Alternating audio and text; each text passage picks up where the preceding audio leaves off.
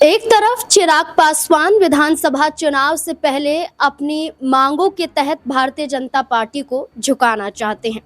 मांगे हैं कि कम से कम 40 सीटें तो भारतीय जनता पार्टी विधानसभा चुनाव में दे।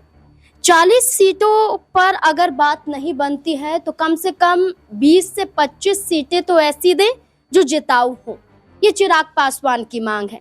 सिर्फ सीटों की मांग नहीं बल्कि राज्यसभा की भी एक और सीट की मांग चिराग पासवान के जरिए की जाती है। दशहरे के बाद ये माना जा रहा था कि सीट शेयरिंग को लेकर फैसला हो जाएगा, लेकिन अब तक इसको लेकर कोई चर्चा है नहीं। लेकिन चिराग पासवान के इन मांगों के साथ साथ अब समर्थन भी मिलता जा रहा है। जहां चिराग पासवान आंखें दिखा रहे हैं तो वहीं उनके चाचा पशुपति पारस, जो अब एनडीए से अलग हो चुके हैं और महागठबंधन का हिस्सा है, वो चिराग पासवान को मुख्यमंत्री बनाने के लिए अपनी खुशी जाहिर करते हुए नजर आते हैं। वो खुलकर कहते हैं कि अगर चिराग पासवान मुख्यमंत्री बनते हैं तो उससे ज्यादा खुशी और क्या होगी। हम खुश हैं, वो हमारे परिवार का लड़का है, हमारा बेटा है। ये वही पशुपति पारस है जो एक वक्त पर चिराग पासवान को अपना खून, अपने परिवार का खून कहने से इनकार करते हुए नजर आए थे। आखिरकार अब इसके पीछे की वजह क्या है जो पशुपति पारस चिराग पासवान के समर्थन में उतर आए हैं? अमन सर मेरे साथ मौजूद है, जानने की कोशिश करेंगे। सर, क्या लगता है आपको कि अचानक पशुपति पारस का दिल पिघल जाता है, चिराग पासवान के समर्थन में आ जाते हैं? क्या कोई साजिश उनके दिमाग में, कोई रणनीति चल रही है?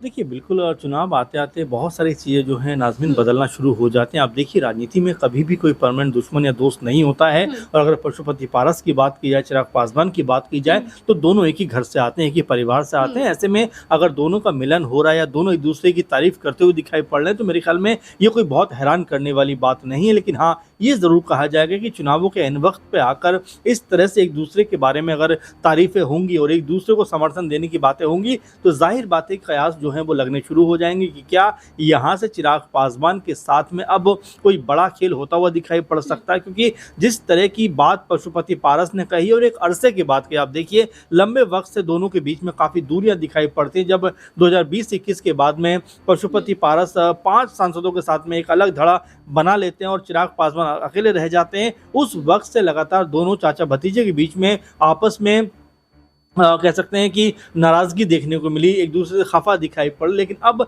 जब तमाम रिश्तों पे जमी हुई जो बर्फ़ थी वो पिघल रही है तो ऐसे में यहाँ पशुपति पारस ने भी कह दिया है कि भाई वाकई में अगर उनको मौका मिलता है तो ये अच्छी बात है, होनहार लड़का है। और तमाम तरह की तारीफ यहाँ पर चिराग पासवान के बारे में करते हुए दिखाई पड़ते हैं। तो ये देखिए नाज़मीन की क्या एनडीए कुनबा यहाँ दरकने वाला है, ये अब सवाल उठ के खड़े होते हैं। क्योंकि चिराग पासवान आप देख रहे हैं लंबे वक्त से 50-60 सीटों की बात कर रहे हैं कि भाई हमें इतनी सीटें मिलनी चाहिए। फिर खुद चिराग पासवान ने भी कहा था कि मैं बिहार की राजनीति करना चाहता हूं, मैं बिहार की मिट्टी को सींचना चाहता हूं क्योंकि मेरी जो मिट्टी है, मेरी जो धरती है मुझको बुला रही है। और इस तरह की बातें यहाँ पर चिराग पासवान करते हुए नजर आए। आपने देखा कि तमाम सारे पोस्टर भी चिराग पासवान के हित में लगाए गए। यहाँ तक कहा गया कि उनको मुख्यमंत्री बनना चाहिए प्रदेश का। और अब जब पशुपति पारस इस तरह की बात को कह रहे हैं तो मेरे ख्याल में जब सीट बंटवारे को लेकर आपस में एनडीए कुनबा बैठेगा तो चिराग पासवान अपना दबदबा और ज़्यादा बढ़ाते हुए दिखाई पड़ेंगे।